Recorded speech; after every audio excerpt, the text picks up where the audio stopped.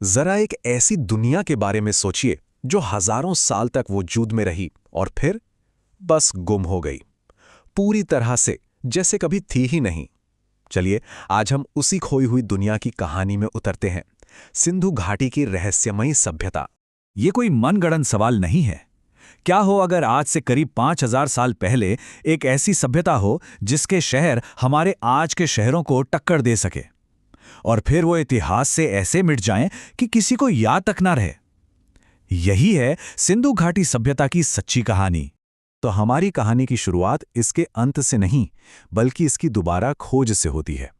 एक ऐसी सभ्यता जो मिट्टी की परतों के नीचे सदियों से दबी थी, बस अपने दोबारा खोजे जाने का इंतजार कर रही थी। तो हम बात कर रहे हैं सिंधु घाटी सभ्यता की, जिसे हड़प्पा सभ्यता भी कहते हैं। ये भारतीय उपमहाद्वीप की पहली बड़ी शहरी और कांस्य युगीन सभ्यता थी।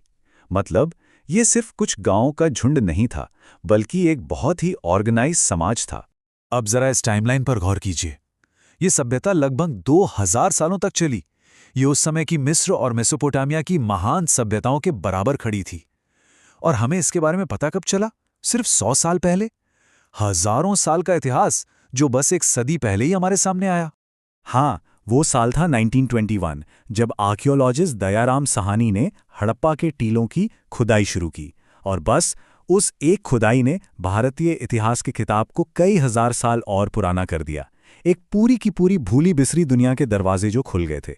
और जब वो दरवाजे खुले ना, तो जो सामने आया उसने सबको हैरान करके रख दिया। ऐसे शहर जो आज भी अर्बन प्लानिंग के लिए एक मिसाल माने जा सकते हैं। सच कहूं तो ये अतीत में बसे भविष्य के शहर थे।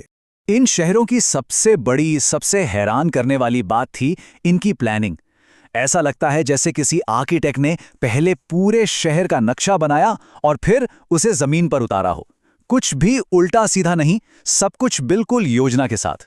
सोचकर देखिए, 5000 साल पहले सड़कें एकदम सीधी, एक दूसरे को 90 डिग्री के एंगल पर काटती हुई, जिसे हम ग्रिड पैटर्न कहते हैं। हर घर पक्की ईंटों से बना है, और कमाल की बात यह कि ईंटों का साइज भी एक जैसा है। और सबसे बड़ी बात, ढकी हुई नालियों और सीवेज सिस्टम का एक शानदार नेटवर्क। ये इस बात का पक्का सबूत है कि वो अपने समय की सबसे अनुशासित और एडवांस सभ्यताओं में से एक थे। और ये कोई एक दो शहरों की कहानी नहीं थी। पाकिस्तान में मोहनजोदाड़ो और हड़प्पा से लेकर भारत में गुजरात के लोथल और हरियाणा के राखीगढ़ी तक ये सभ्यता एक बहुत बहुत बड़े इलाके में फैली हुई थी। मतलब आज के भारत, पाकिस्तान और अफगानिस्तान के बड़े हिस्सों में। तो सवाल ये उठता है कि इतने बड़े, इतने व्यवस्थित शहरों को चलाने के लिए इनकी अर्थव्यवस्था कैसी थी? ये लोग आखिर करते क्या थे? इनका जीवन कैसे चलता था? देखिए, इनकी इकोनॉमी के कई मजबूत स्तंभ थे। एक तरफ खेती थी, जिसमें गेहूं और जौ जैसी फसलें उगाई जाती थी। दूसरी तरफ ये लोग तांबे और कांस्य जैसी धातुओं के बेहतरीन कारीगर थे, और इन सबको आपस में जोड़ता था एक जबरदस्त ट्रेड नेटवर्क। इस व्यापार का एक जीता जागता सबूत है गुजरात का लोथल। ये सिर्फ एक शहर नहीं, बल्कि एक शानदार बंदरगाह था, एक डॉकयार्ड जहां जहाज आकर रुका करते थे। माना जाता है कि यहां से हड़प्पा के लोग मेसोपोटामिया तक से व्यापार करते थे। इन शहरों और बाजारों से हटकर चलिए अब इनकी कला की दुनिया में झांकते हैं। उनकी कला हमें उनके जीवन की एक झलक तो देती है, पर साथ ही एक ऐसा गहरा राज भी छोड़ जाती है जिसे आज तक कोई सुलझा नहीं सका। हमें हजारों की तादाद में छोटे छोटे मोहरे मिली हैं, जिन पर जानवरों और कुछ रहस्यमयी आकृतियां बनी हैं। खूबसूरत मिट्टी के बर्तन मिले हैं, मूर्तियां मिली हैं। ये सब उनके हुनर और कला की कहानी कहते हैं। पर उनकी सबसे बड़ी और सबसे रहस्यमयी विरासत है उनकी लिखावट, उनकी लिपि। इन मोहरों और बर्तनों पर जो निशान बने हैं, वो क्या कहते हैं? ये लोग कौन सी भाषा बोलते थे? क्या सोचते थे? ये एक ऐसा राज है जिस पर से पर्दा उठना अभी बाकी है। इनकी आवाजें आज भी खामोश हैं।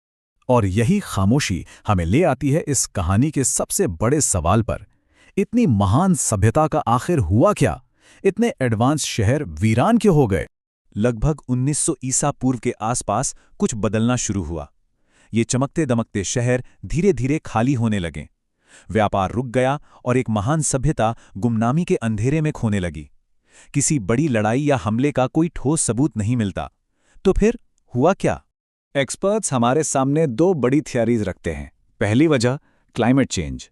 हो सकता है कि लंबे समय तक सूखा पड़ा हो, जिससे खेती तबाह हो गई और शहर चलाना नामुमकिन हो गया। दूसरी बड़ी वजह हो सकती है नदियों का धोखा दे जाना। जिन नदियों के किनारे ये सभ्यता पली बढ़ी, शायद वही अपना रास्ता बदलकर इनसे दूर चली गईं और जीवन का आधार ही खत्म हो गया। तो आखिर में ये सवाल हमारे लिए है, एक ऐसी सभ्यता जिसने प्रकृति के साथ मिलकर इतने कमाल के शहर बसाए, उसका इस तरह उठना और फिर गिर जाना आज की दुनिया को क्या सबक सिखाता है? शायद इतिहास का सबसे बड़ा सबक यही है कि कुछ भी हमेशा के लिए नहीं होता।